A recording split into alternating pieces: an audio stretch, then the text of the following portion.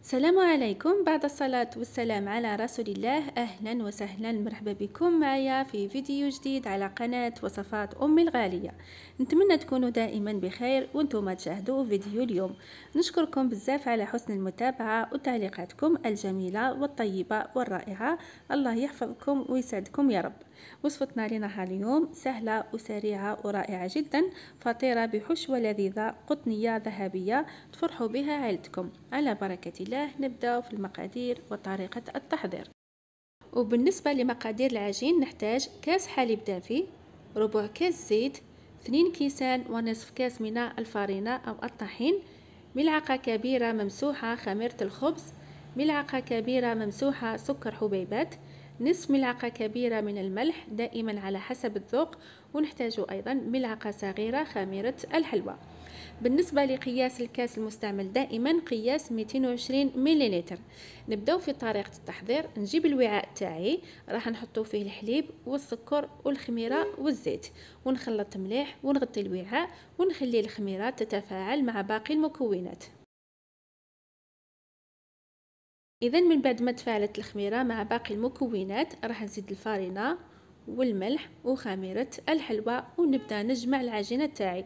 وبالنسبه لهذه العجينه خذات لي 2 كيسان ونصف كاس تاع الفارينه بالضبط. كما نقول لكم دائما على حسب نوعيه الفارينه اللي تستعملوها، لانه كاينه نوعيه تتشرب ونوعيه ما تتشربش، ممكن تاخذ لكم اكثر او اقل. ناخذ العجينه نحطها فوق طاوله العمل كما عودكم دائما، بدون عجن وبدون دلك وبدون اي مجهود، ونتحصلوا على عجينه طريه. راح نغطيها ونحطها في مكان دافي ونخليها حتى تخمر ويتضاعف الحجم تاعها. اذا بعد ما تخمر العجينه تاعي نروحوا للخطوه الثانيه ونحضروا الحشو. الحشو دائما يبقى اختياري، كما نقول لكم دائما ديروا واش عندكم في المنزل وواش تحب عائلتكم. ناخذ المقله نحطوا فيها شويه نتاع الزيت ونقلي فيها نصف بصل مفروم.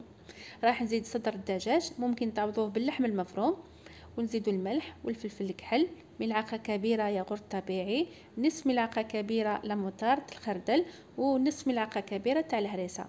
بالنسبه ليا هذو هما التوابل اللي نحب نطيب بهم دائما، وممكن جدا تزيدوا التوابل اللي تحبوهم وتفضلوهم.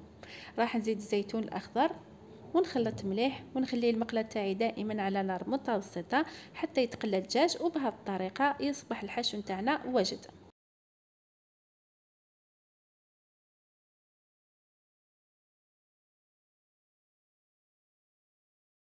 هاي ليكم العجينه نتاعنا من بعد ما خمرت وتضاعف الحجم تاعها ما شاء الله. ناخذ العجينه راح نحطها فوق طاوله العمل ونقسمها الى نصفين، نصف شويه صغير ونصف كبير. نعاود لكم للافاده، العجينه راح نقسمها الى نصفين، نصف شويه صغير ونصف كبير. نبدا نكورها هكذا كيما راكم تشوفوا.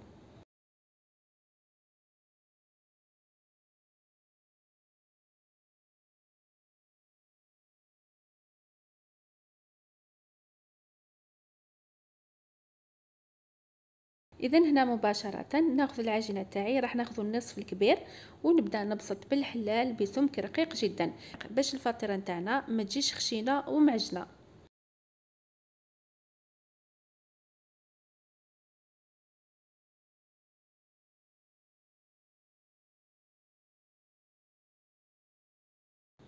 هنا نبين لكم السمك نتاع العجينه كما راكم تشوفوا رقيق جدا. نرفدها بهذه الطريقه هكذا. نجيب الصينيه تاعي القطر تاعها 22، مسحتها بالزيت على الجوانب وحطيت لها ورق الطهي في الوسط، ونبدا نحط العجينه بهذه الطريقه كما راكم تشوفوا.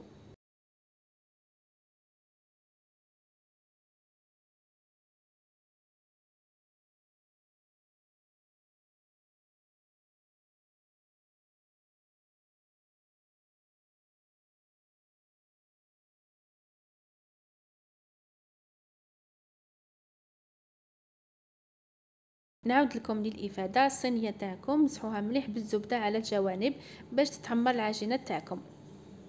هنا راح نحط شويه نتاع الهريسه،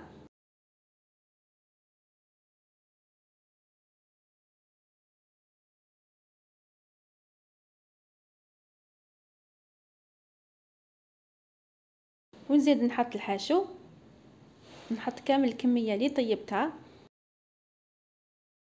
نوزعوه مليح باش ما تجيش جهه فارغه وجهه معمره. نوزعوا الحشو تاعنا بالتساوي هكذا، ونزيد المايز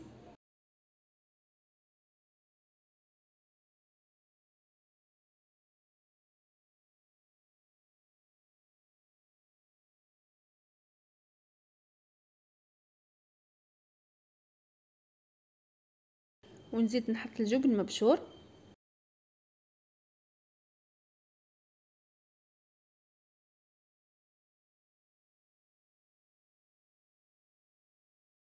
وفي الاخير راح نزيد المعدنوس.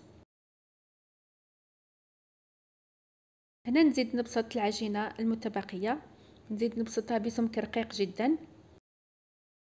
نعاود لكم للافاده، العجينه تاعكم لازم تبسطوها بسمك رقيق جدا باش الفطيره نتاعكم ما تجيش خشينه وما تجيش معجنه.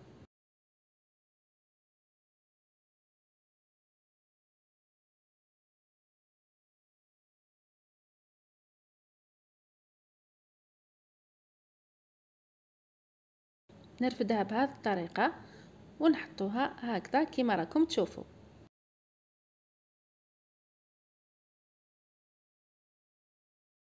ونبدا نغلق جيدا على الجوانب هكذا بهذه الطريقه كما راكم تشوفوا. نضغطوا مليح على العجينه تاعكم هكذا.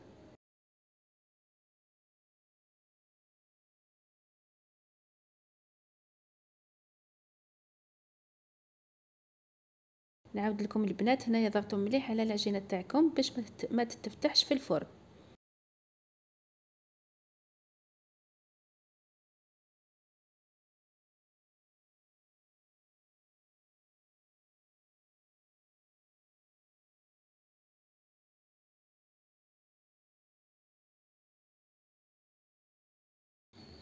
نواسيها هكذا بيدي هكذا كما راكم تشوفوا.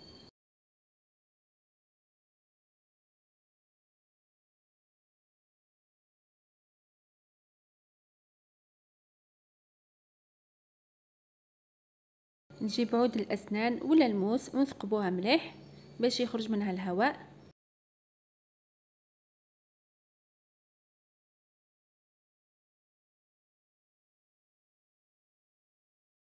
وهنا عندي صفار البيض مع نصف ملعقه كبيره نتاع الحليب، نخلطو مليح ونبدا ندهن الفطيره نتاعي. او ممكن جدا تستغناو على صفار البيض ودهنوها بزيت الزيتون. بالنسبه ليا ما نقدرش ندهنها بزيت الزيتون، ما يحبوهاش.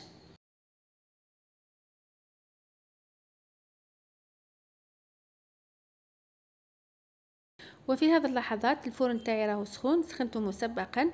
راح نطيبها في 180 درجه او 190 درجه ومده طي 15 دقيقه. بالنسبه للاخوات اللي الفرن تاعهم يشعل من التحت، حطوها في الوسط وشعلوا له من التحت وطيبوها، ومن بعد زيدوا شعلوا لها من الفوق وحمروها. وبالنسبه للاخوات اللي الفرن تاعهم يشعل من التحت ومن الفوق في نفس الوقت، حطوها في الوسط وطيبوها من التحت ومن الفوق وحمروها.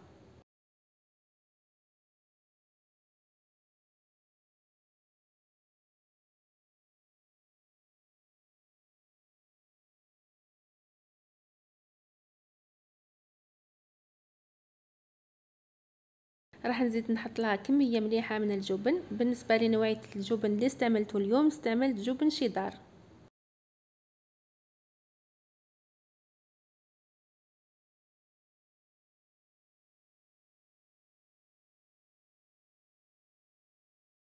هكذا، ونزيد المايز والجلجلان والسانوج، ومباشرة نحطها في الفرن ونطيبها، ما نخليهاش تخمر باش ما تجيش خشينة ومعجنة وتجينا خفيفة ورطبة وبنينة. ناخذ الصينية نحطها في الفرن نطيبوها ونشوفوها فيما بعد ان شاء الله. اذا هذا هو الشكل النهائي للفطيره نتاعنا من بعد ما طيبتها ونحيتها من الفرن. كما راكم تشوفوا جات ما شاء الله، تجي بزاف خفيفه رطبه قطنيه ذهبيه. هنا راح نقسمها لكم من اجل مصداقيه الوصفه كما عودتكم دائما، والنتيجه راهي امامكم. الفطيره نتاعنا ما جاتش خشينه وماشي ثقيله وماشي معجنه. نتمنى ان شاء الله الوصفه تاع نهار اليوم تنال اعجابكم وتجربوها وتحبوها، وننصحكم تجربوها لانه فعلا هذه الوصفه تستحق التجربه، تفرحوا بها عائلتكم ووليداتكم. اكيد اذا عجبكم الفيديو ما تنسونيش باللايكات وبارطاجيو مع لي زامي تاعكم للاستفاده، واللي مازال ما اشتركش في قناتنا ندعوكم للاشتراك وضغطوا على الجرس حتى يوصلكم ان شاء الله كل جديد. واذكروا الله كثيرا وصلوا على النبي عليه الصلاه والسلام. نتهلاو في رواحتكم، في امان الله.